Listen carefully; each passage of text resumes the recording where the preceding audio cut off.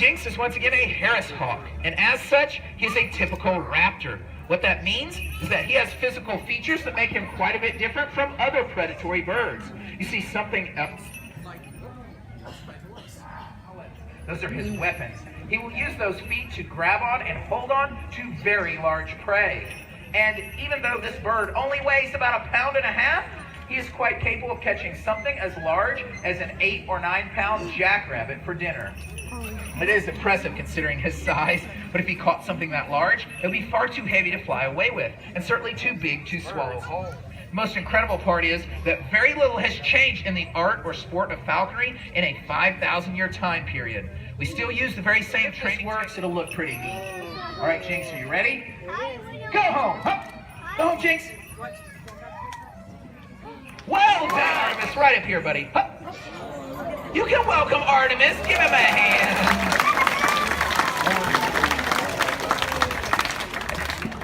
Owls have traits that make them very different from the day-active predators. Now, for starters, you may have already noticed his gigantic orange eyes. His eyes are about the same size as that very same mouse under 2 feet of grass or snow and capture it without ever seeing it. They have another trait, though. The ability to sneak up on their prey. So listen as he flies back up here to stage. Well, besides that voice, what did you hear? Nothing. That's right, owls are capable of almost perfectly silent flight. That's because the edge of his feathers are very soft. So when he flaps his wings, there are no loud flapping noises. Or when his feathers rub together, you don't hear rubbing or friction sounds. Have you ever heard things like doves or pigeons take off? See, all that noise is from their feathers rubbing together, and they couldn't sneak up on much. But being able to fly silently allows an owl to sneak up on a wide variety of prey, including animals that hear as well as they do, like maybe mice and rats. You may also take a look at his color. You see how he looks like the bark of a tree or maybe a bunch of dead leaves? Camouflage is important for an eagle owl because they're what we refer to as being crepuscular. And that's a fancy way of saying that he doesn't only come out at night, but they come out during the day as well. And it allows him to get the best of both worlds and hide from his potential prey and other competing predators. So let me ask you, what do you think of Artemis here? Isn't he impressive? All right. You ready, Artemis? Let's see if this works. All right, Artemis? Artemis, go home! Up. Artemis. Go home, Artemis. Weep.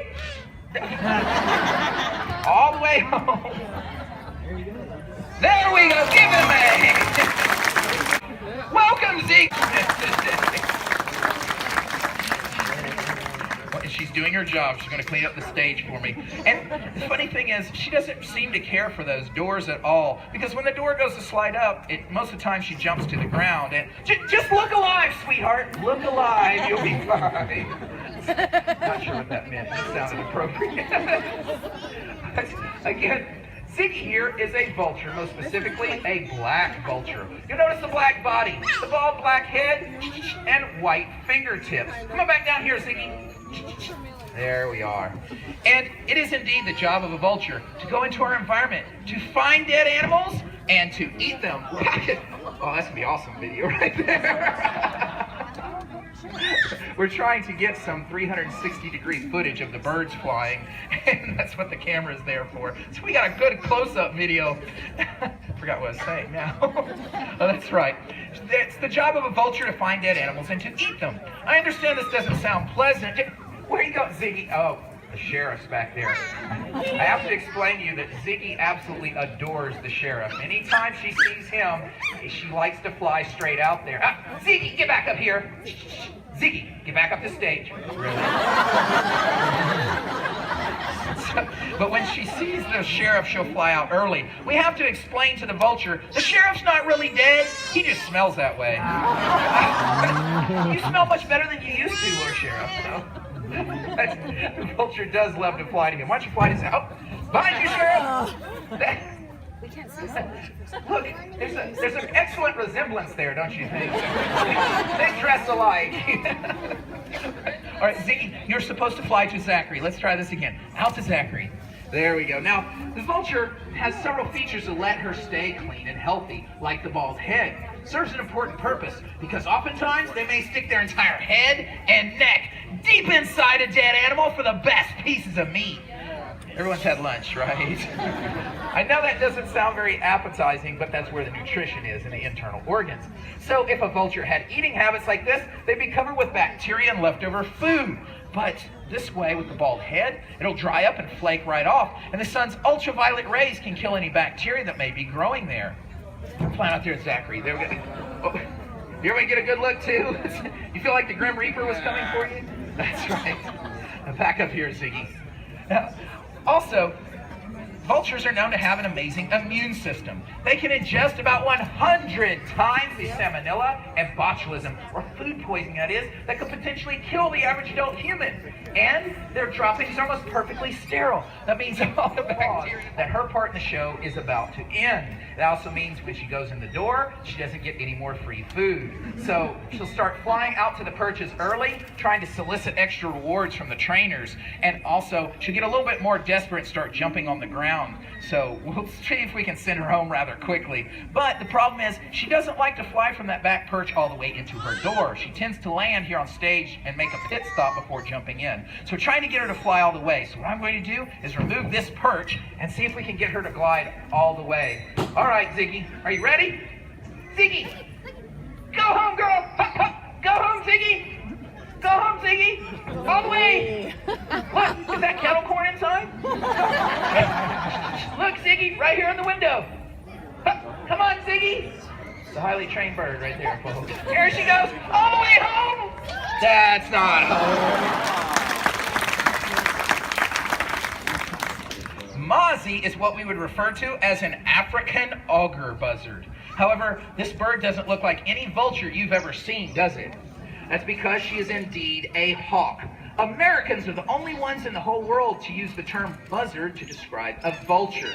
We believe the reason that is that when European settlers, most specifically the English-speaking settlers from Great Britain, came here to the New World, they were not accustomed to seeing large soaring vultures. So instead, it's the raven that eats the dead animals in Britain, for example. Well, when they got here, they saw our vultures soaring. They didn't know what they were, so they used the term buzzard. It's like saying, look, there's a hawk. And the term stuck. I don't know what you're going to do with that bit of information, but there you have it. Mozzie here is indeed an African auger buzzard, which is essentially the African equivalent of our native red-tailed hawk. However, you'll notice she doesn't have a red tail either, does she? Red-tailed hawks and auger buzzards don't get that red tail until they are at least 1 year of age. And so she won't have that bright red tail until after her first molt this summer. And when she does molt, she'll have a brilliant rust-colored tail, a black back, top of her wings and head, and pure white on her chest and the bottom of her tail and wings. Hey, Mozzie, why don't you fly out to Kelly? And I am rather proud of this bird because she has adapted to the brand new stage very quickly. Now, the first show we flew her on, it took quite a bit of coaxing to get her to fly from here out to that perch in the distance. However, after just 1 or 2 shows, she figured it out, and now she's been flying very quickly. So what do you think? Has she done well? Keep away that the falcon always eventually wins. I have here in my hand what we call a lure. It's a fake leather bird, has a food reward attached to it. Lexi here has been trained to attack this like prey out in the wild. Historically speaking, this is how a falconer would exercise his bird, keep it healthy and ready for the hunt. In our case, though, it allows me to show off some of their speed, agility, and skill.